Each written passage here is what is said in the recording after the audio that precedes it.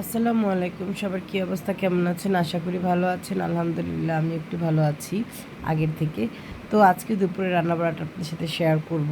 তো এখানে পটল দিয়ে চিংড়ি মাছ রান্না করব, আর হয়েছে গিয়া কলমি শাক ভাজি করব। তো আজকে দুপুরে যা যা রান্না করবো সেটা আপনাদের সাথে শেয়ার করব। আসলে আমি তো আর পুরো রান্নাগুলো এখন শেয়ার করতে পারি না, কারণ শরীরে মানে সায় দেয় না, তো এই কারণে আপনাদের দেখানো হয় না। তো আজকে টুকটাক করে রান্নাবাড়াটাই শেয়ার করব।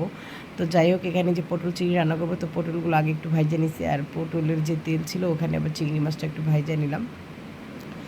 তো এটা হয়েছে গিয়া, কিন্তু আমি রেসিপি আসলে বললে রেসিপি দেখাই, কিন্তু ইউটিউবে ভিডিও দেখাই। বেশিরভাগ এইভাবে কিন্তু আমার মানে হিন্দুরা রান্না করে, তো সেভাবে আমার একটু খাইতে ইচ্ছা করলো, তো সেভাবে একটু আমি রান্না করলাম। সচরাচর আমাদের দেশে কিন্তু ভাজে না, কষাই রান্না করে ফেলে। আর এই আমগুলো হচ্ছে গ্রাম থেকে নিয়ে আসছিলাম। গ্রামে তো প্রচুর পরিমাণের আম, কে খায়?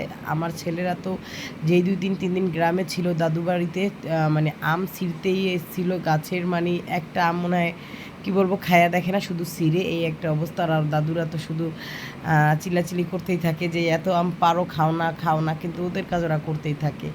তো যাই হোক, কতগুলো আম নিয়ে আসছিলাম আমি, এগুলো হালাসালা করে কিন্তু মানে লাস্টে ফালানোই গেছে, খাওয়া আর হয় নাই। তো যাই হোক, এই যে আর একটু মুরগির মাংস রান্না করব। আর আমার ঘরে কিন্তু এখন ব্রয়লার মুরগিটা খুবই কম রান্না করি। আর শাকটাও কিন্তু এখানে অলরেডি ভাজি করা হয়ে গেছে, আর এটাও একটু মশলাতে কষিয়ে, বেশি একটা পানি দিব না, যেহেতু ভাজা সব, অল্প একটু কষিয়ে অল্প একটু পানি দিব।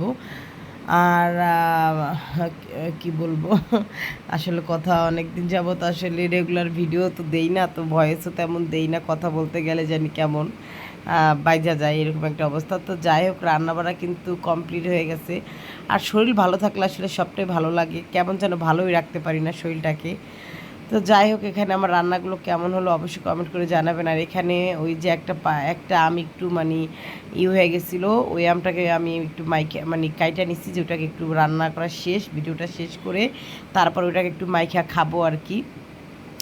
তো যাই হোক, রান্নাগুলো কিন্তু খারাপ ছিল না, ভালোই হয়েছিল, যেহেতু আমি কিন্তু মুরগির মাংস খাই নাই, একটু জাস্ট শাক খাইছি আর একটু পটল চিংড়ি নিছি। মুরগির মাংস এখন আমার ভালো লাগে না।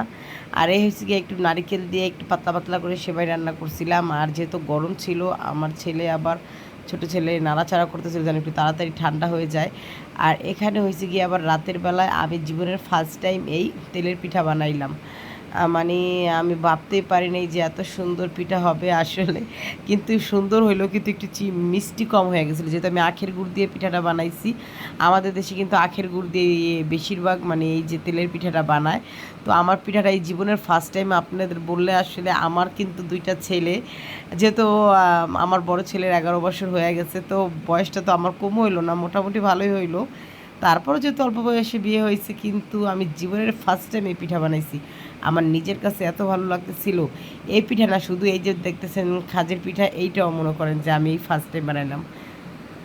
তো কেমন হলো অবশ্যই কমেন্ট করে জানাবেন। আজ এই পর্যন্তই, আল্লাহ হাফেজ।